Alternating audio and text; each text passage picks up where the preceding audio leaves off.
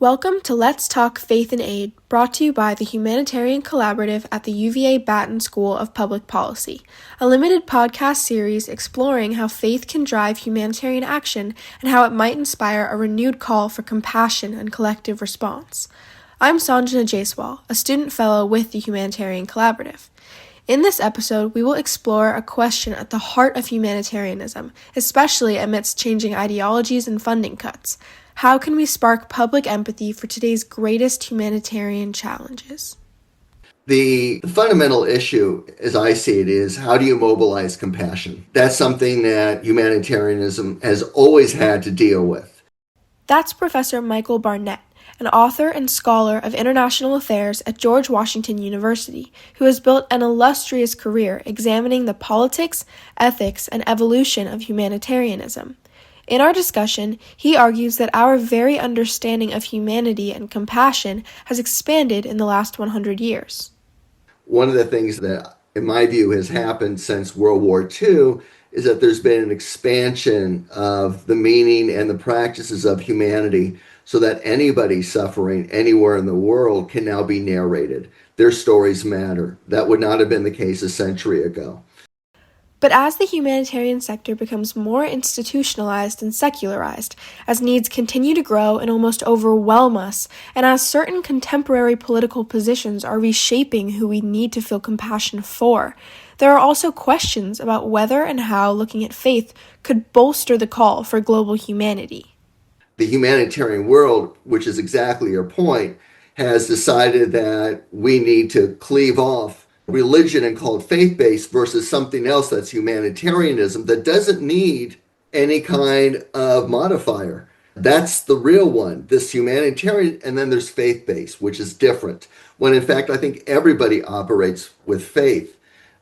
In this conversation, we will attempt to unpack trends in global compassion, why religion and faith may not be the answer, and why there are so few humanitarian policy conversations that involve faith. So pull up a chair, grab your headphones, and let's talk humanity.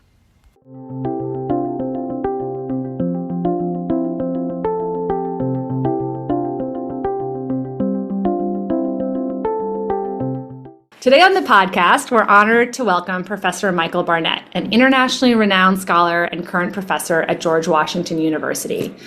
For all those humanitarian policy workers out there and students, you know that Michael has written some of the most influential books and articles on humanitarian assistance. And it was Michael's work that actually helped shape me as a humanitarian aid worker and now scholar. He asks difficult questions and is a beautiful thinker, and I'm so glad to have you here with us today, Michael. Oh my God, with that buildup, I would just turn off the podcast now. So, Michael, we started this podcast amid dramatic funding cuts for global humanitarian assistance, and many would say widespread disregard for international humanitarian law, as well as uncertainty about the future of relief work. And 2025 has left many of us wondering, how do we reignite a global movement to support people in crisis around the world? And so there are a lot of different approaches to answer this question. In this podcast, we want to explore faith as both personal conviction and a source of collective values. So I want to start us off by giving some overview on what many say is the core founding belief of global humanitarian action, the principle of humanity. One definition from ICRC is that humanity is a universal call to prevent and alleviate human suffering wherever it is found, protect life and health, and ensure the dignity of humankind in circumstances of conflict. But there are also so many different ways it's been defined. So you, as someone who's written the most on this, how do you define humanity? Well, I don't necessarily. Humanity has always been a work in progress. Questions about who is the human, even connecting humanity and need, has changed historically. And I think we're at this moment in a very different debate over who is the human and to whom am I obligated? My approach as a scholar is to listen carefully to people, how they understand humanity and how they want to practice it. So it's an evolving construct with twists and turns. I think there has been a more expanding humanity over the last several centuries. We we may have hit the glass ceiling. And that's my concern. Tell me more what you mean. Well, we know that, historically humanity has always had favorites, and that it would be, for instance, white men would be the human. That's the pinnacle of humanity. And then other demographic categories, women, non-whites, non-Christian, and you don't feel the same obligations to them. One of the things that, in my view, has happened since World War II is that there's been an expansion of the meaning and the practices of humanity so that anybody suffering anywhere in the world can now be narrated. Their stories matter. That would not have been the case a century ago. And as a consequence, humanity, if we take it seriously, makes incredible demands on us. It's not to be embraced without some caution in some ways. And what we've seen lately, especially now I'm reflecting more on the United States, there are attempts to turn away from this humanity without boundaries. And I think with populism and nationalism and xenophobia, what you see is a retreat of the demands that humanity makes on us and our perceived obligations.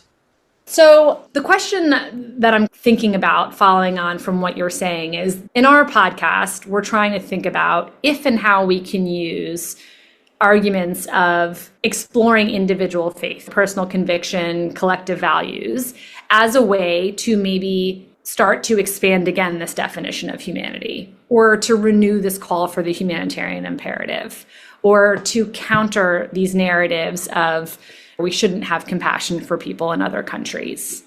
I'm curious, how do you see the intersections between faith traditions and the call for the humanitarian imperative? I would say that all of these religions and most communities that I know of do have strong ethos of compassion.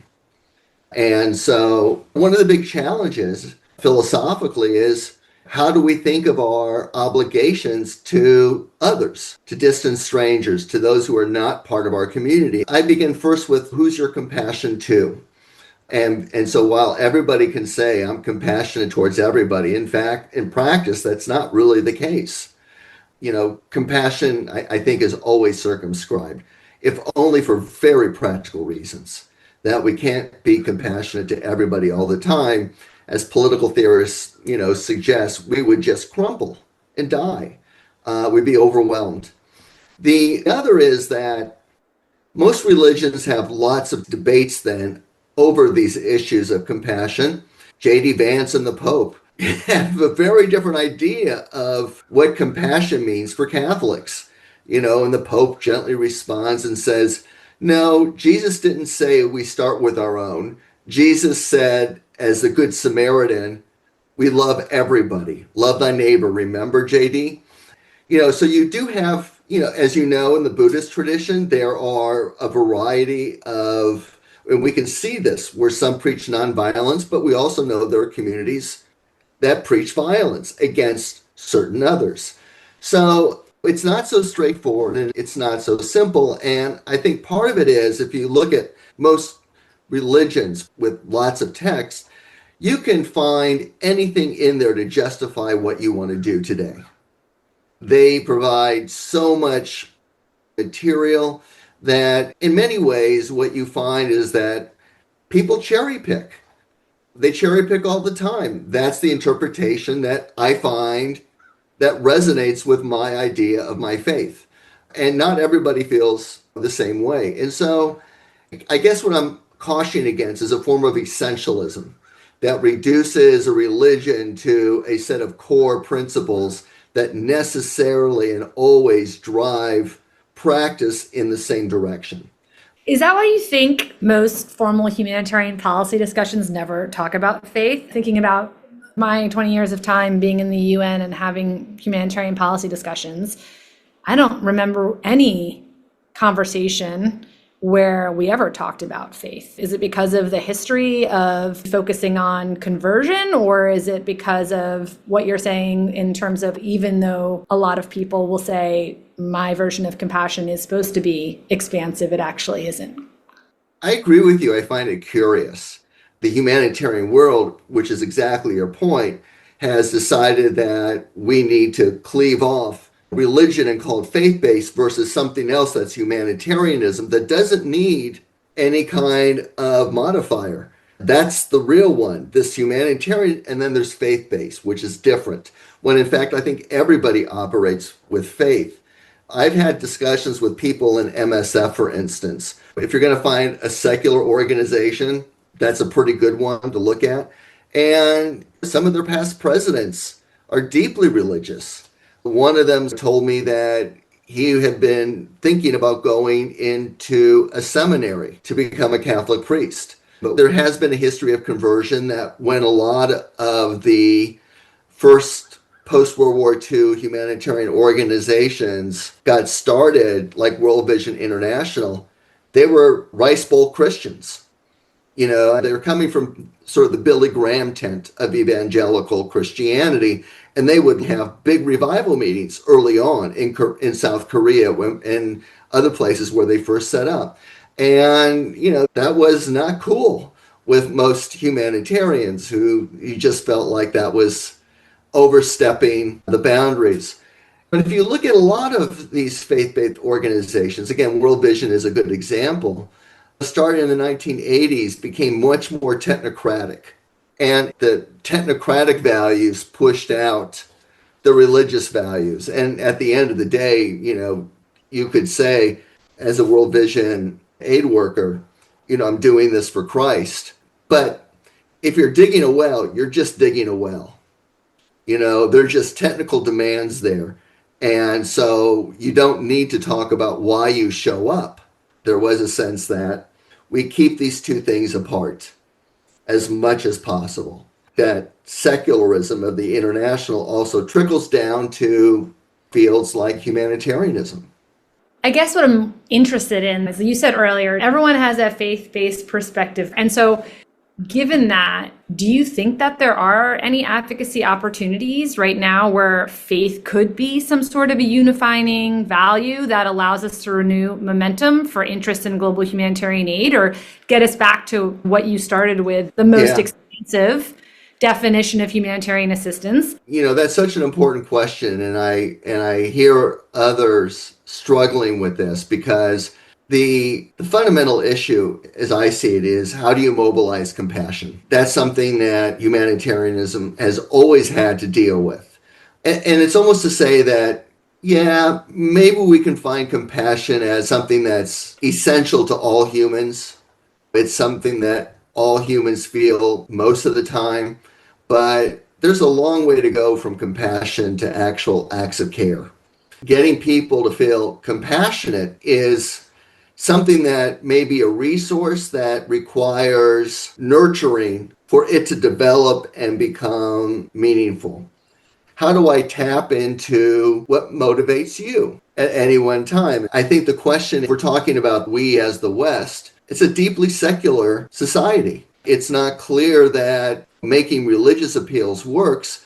At the same time, though, we're talking about the official humanitarian sector. We also know that churches and mega churches are contributing huge amounts of money and people to humanitarian action. Hundreds of thousands of missionaries go every year around the world. I think that, you know, in our second podcast episode, we talked to two individuals linked with Catholic Relief Services, and we look at that massive scale and scope of faith-based organizational giving, but also all the faith-based giving that happens outside of the traditional sector. And so I do think that's something that the more, let's call it, institutionalized formal humanitarian system should, I think, now be learning from and should take a look at.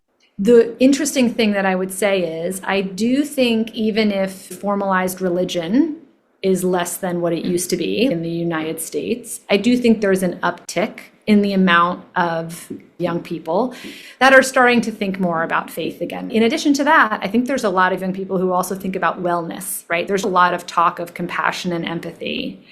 And so we might be in this moment where, and this might be cynical, but can we tap into individuals' preoccupation with themselves You talk about an empire of humanity, that humanitarianism is not only about the needs of the beneficiaries, it's also about the needs of the compassionate. And I guess what I'm trying to lead us to is this idea that we want to be people who care about humanity and our humanness, and that there's also benefits to giving, that you want to tap into something is bigger than yourself, and that is good for all of us. It's good for the giver, and hopefully it's good for the receiver. Hopefully it's done in an ethical and effective way, the giving. There's a lot there. Compassion comes up a lot, but it's self-compassion. We need to learn to be compassionate with ourselves. We need self-care. I think there's so many things that are pushing us to turn inward. We don't think about global solutions anymore. But I think actually I would prefer if we thought about others as well as we thought about ourselves. I just think there's so many things that are forcing us inward. So I'm worried. I guess I would argue, though, that's maybe why we got to this faith as a question is, I agree, there is a push to go inward. And I think some of the most beautiful elements of going inward is that, ironically, the deeper you go inward, the more ability you have to go outward. I feel like it's going inward that allows you to see something bigger than yourself. There's something expansive about it that I think, and I guess where I would say again is, and I'm saying faith, not organized religion, I think this idea, and I think a lot of the tenets and a lot of the scriptures and a lot of the ways in which faith is talked about is about going inward to be expansive about your relationship to the world. Be compassionate unless you can dip into your own compassion. The challenge is not just simply mobilizing compassion, because I think most of the compassion that we see, or I should say there is a lot of compassion, but it's local. It's not international. People volunteer. They give to local charities. There is that feeling that I should be helping those at home. The challenge really is, how do you get people who are already compassionate to treat others with the same metric that they use to treat the local? So that first assumption is that we agree that all people are equal, and therefore no one's life has a greater moral value than anyone else's. What that does then is it destroys the notion that we should have favorites. I don't think it comes naturally to most people. The point is to get us to think more broadly. Some people, especially in the faith traditions, will see giving, philanthropy, as getting you one step closer to heaven, that it has its own religious rewards. Well, in fact, we learned from one of our other podcasts that a lot of recipients of humanitarian aid assume that the givers are religious organizations or faith-based organizations, and that they trust the aid more because they themselves are individuals of faith, and it makes sense to them that someone would give them aid from a faith-based giving perspective. And it does not make as much sense to them that someone would give to them from a secular perspective. Because if it's coming from a secular perspective, then what are the strings attached? Which is interesting because it's almost counter to what the formalized humanitarian system thinks, right? The formalized humanitarian system thinks that the more we talk about humanitarian aid from a faith-based perspective, there's more strings attached than if we talk about it from a secular base. And so I think that that's an interesting mismatch that is worth exploring. That's consistent with what I've heard. Christians in Afghanistan, for instance, if you say you're there because of God or your religion, they may not agree with your God or your religion, but your motives, they kind of get your motives. But if you come and say, I'm here to help humanity, you're going, okay, you're like thinking like Carl Schmitt, whoever says humanity cheats. I mean, that's an abstraction. I would say the other thing in this vein, take Catholic Relief Services. They work through local churches, which gives them a little more grounding, a little more legitimacy. So I'm going to end then with my last question. Sanjana, who has introduced this episode, she was taken with your idea that humanitarianism has undergone its most impressive gains after moments of radical inhumanity. Yeah. Some would argue that they feel that we're in a moment like this now, right? Maybe we're in a moment of radical inhumanity, and that many people feel a sense of hopelessness and powerlessness in the face of today's global suffering. So for listeners who may feel powerlessness in the face of global suffering, what would you say? Are we in this moment of radical inhumanity, and could humanitarianism undergo its most impressive gains? You saved the hardest question for last. So when I wrote that about this juxtaposition between these moments of radical evil, I'll just call them as I see them that way, and then the aftermath, where in religious terms I see these as moments of atonement. And it's like, how do we become again the people that we thought we were? Oftentimes then to follow on is that we create these symbols of our humanity. And so we don't really care if the Genocide Convention works. What matters is that we constructed it and it helped to restore our sense of who we are, that we're good people. Same with the Universal Declaration of Human Rights and many of the other conventions that came after World War II. I think the conditions for, and I have to think about this more, but the conditions that allowed for that renewal, I don't see it right now. And in fact, I'm not sure we're at the very bottom. But the things I really appreciate, going back to the humanitarians that I've spent time with, is that you have to try. I was reminded by a friend who's in the sector that there is no alternative. The likelihood is you won't succeed, but at some time down the road, you're going to wonder whether you did everything you could. You have to try. Michael, thank you so much. I could talk to you for hours. I really appreciate you sharing your thoughts and questions and ideas with us.